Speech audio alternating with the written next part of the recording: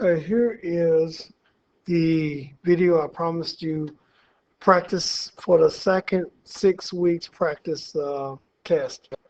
Um, Basically, I'm going to go through these 13 problems one at a time, and hopefully you can help you understand them for the test.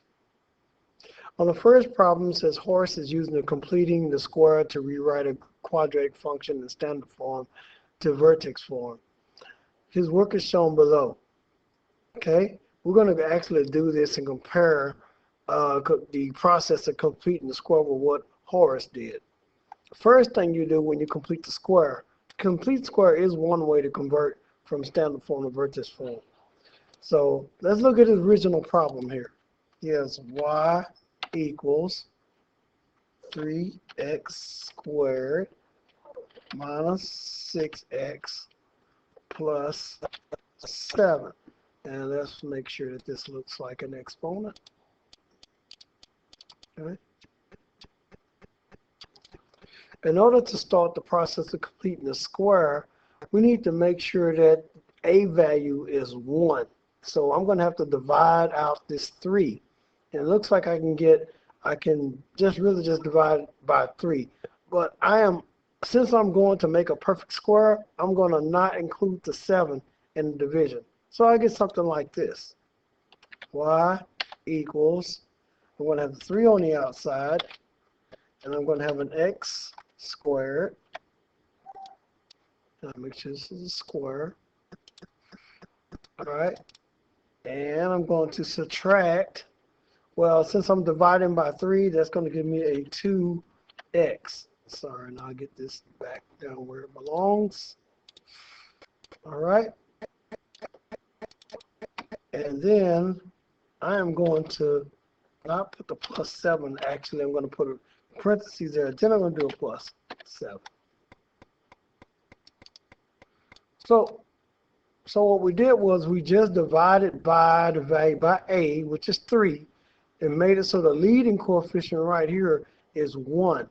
So what I'm going to do now is complete the square. I'm going to find 1/2 of the b value, which in this case is now 2.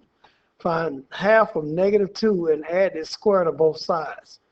Half of -2 is 1, -1, and if we square 1, we're going to get 1. So I need to add a 1.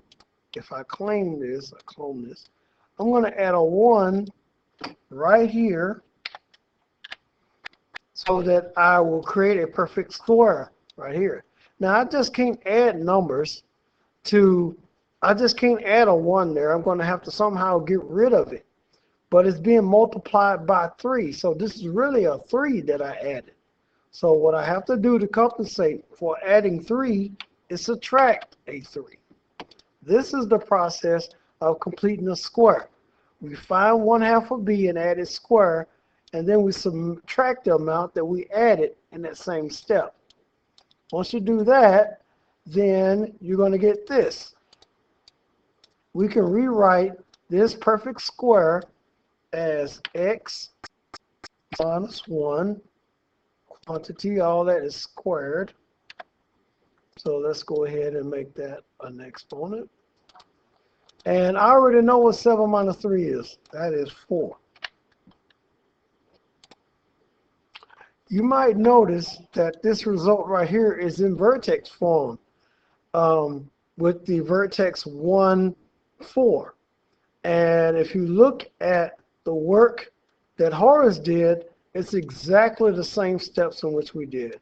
So Horace's solution is correct.